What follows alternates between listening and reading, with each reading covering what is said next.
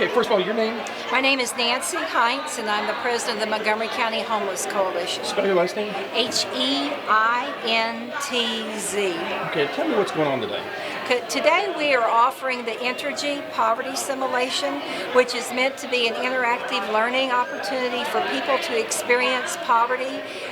A month of poverty in a very short time frame where they're cast in roles to live out what it means for the challenges that people face every day that they'll get to face in 1 hour. Okay, tell me what actually is happening. I mean, you're seeing different stations type deal, different people with different names. Right. There'll be some families, everybody's and we don't cast people in a role based on gender or age, or they're just given the role. So you'll have maybe a man that's a 16-year-old girl, or a woman that's a 15-year-old youth.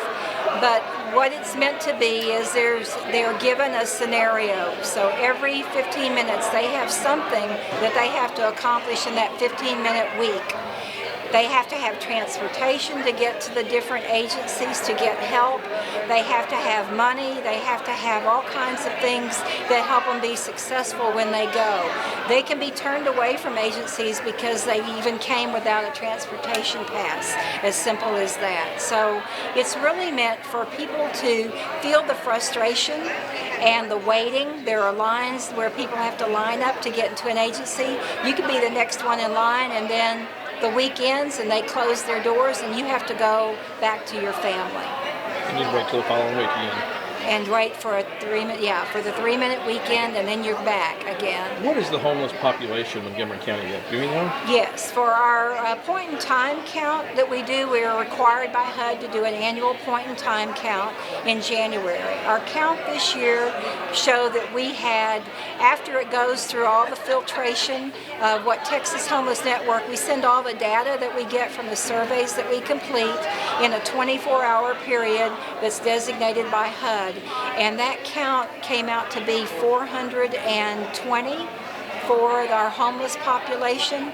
Now, the homeless population that the HUD recognizes does not include what the school districts turn in to us for that count, and that would mean that we have an additional 500, maybe 520 students that are identified by the 6 independent school districts in our county.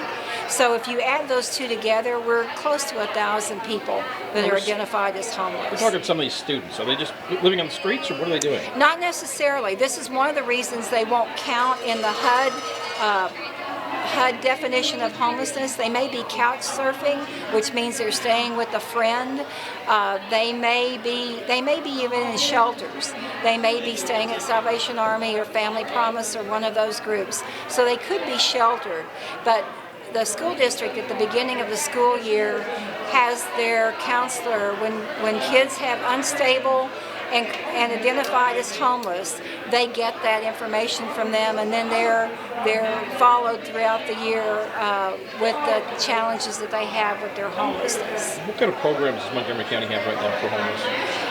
Currently we have one emergency shelter, which is Salvation Army, and we have several transitional houses through ministries such as Compassion United.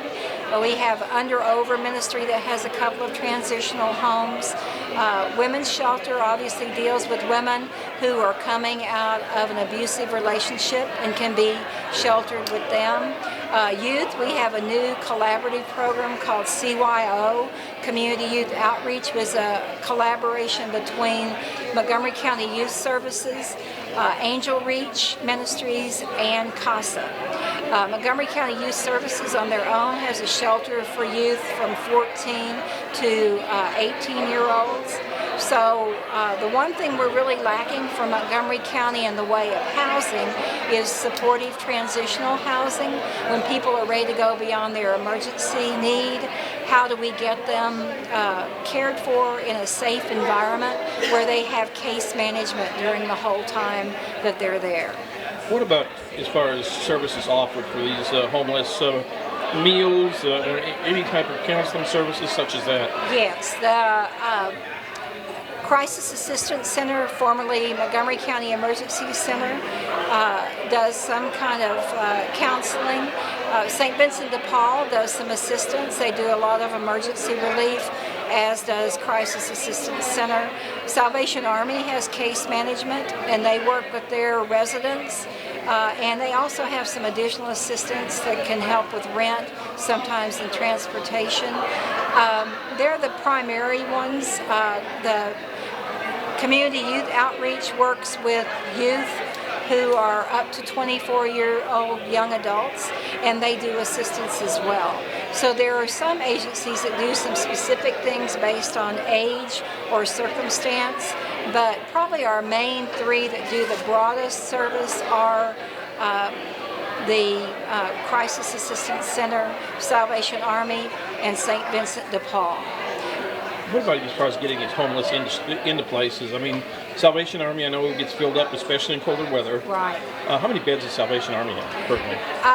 They are sleeping on a regular basis, probably about 70 people, and that's not beds. They were really designed to be a smaller shelter, but when Captain 20 got here, he expanded that to use mats and things so he can house more people on a nightly basis. What about feeding these homeless? I mean, getting food to them, finding them, locating them, and getting services and food to them. Salvation Army, of course, does lunch every day, and that's a community, it's open to the community, so anyone can come and eat there for lunch.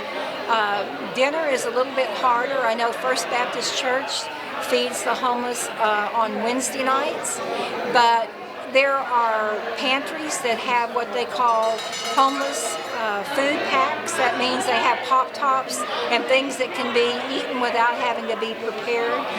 Food Bank is even, Montgomery County Food Bank is helping pantries in our community have that kind of food available when they're working with the homeless population. Compassion United does breakfast at Lewis Street Park every Saturday. They bring churches and other groups together that do provide breakfast every Saturday morning. So that's a regular feeding program as well.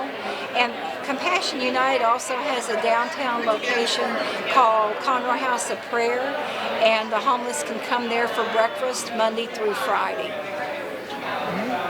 Today, I know it looks like we have a lot of fun, but behind all this fun, we know that this is real life for a lot of people in our community. And so thank you for coming and learning hopefully a little bit more about what the challenges are for people. And we hope that we've got several other things going on during our hunger and homelessness awareness for that the Montgomery County Homeless Coalition is sponsoring. Come and walk with us Saturday. The walk begins at 9 o'clock. Sign-in is at 8. We're going to be at 1022 McCall at Crisis Assistance Center. It's an awareness walk. So you're going to get to walk by a lot of the agencies that are doing the day-to-day service. A lot of them are maybe your agency even. I know we have good representation from the agencies. But again, it's good.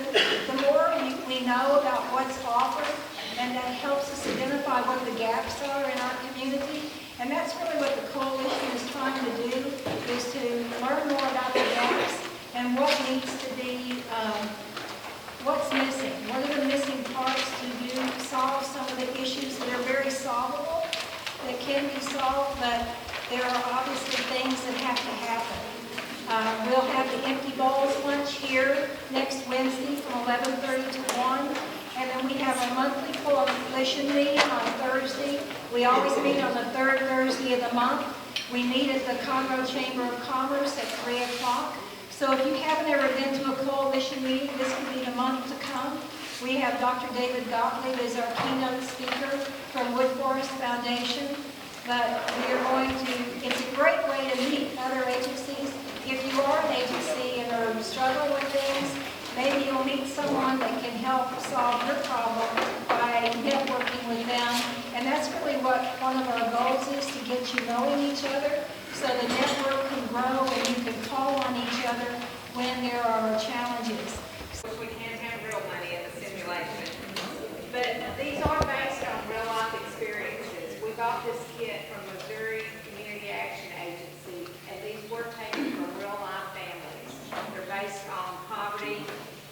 real life families. So think about that, the information that you have. Poverty is a real life thing that's not easy to deal with. You're going to try to walk a mile in the shoes of those who are poor.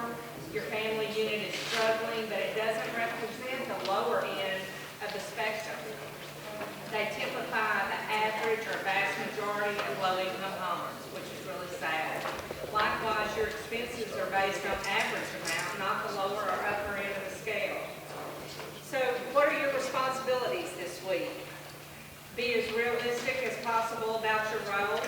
Act your age and position of the role you have been given. So remember, no healthy teenager likes to sit quietly at home. A child who has not eaten all day will cry and complain. A child is probably not knowledgeable enough to give his or her parents advice on where to seek resources. Adults seeking work are often frustrated and irritable. Parents can get desperate in their search for food and shelter for their children. So try to think as a person facing poverty and think about how they would act. Then we have luck of the draw cards. I can give out luck of the draw cards at any time during the simulation. Sometimes they're good and sometimes they're not so good. So whenever you receive one, you have to act accordingly, whatever the luck of the draw card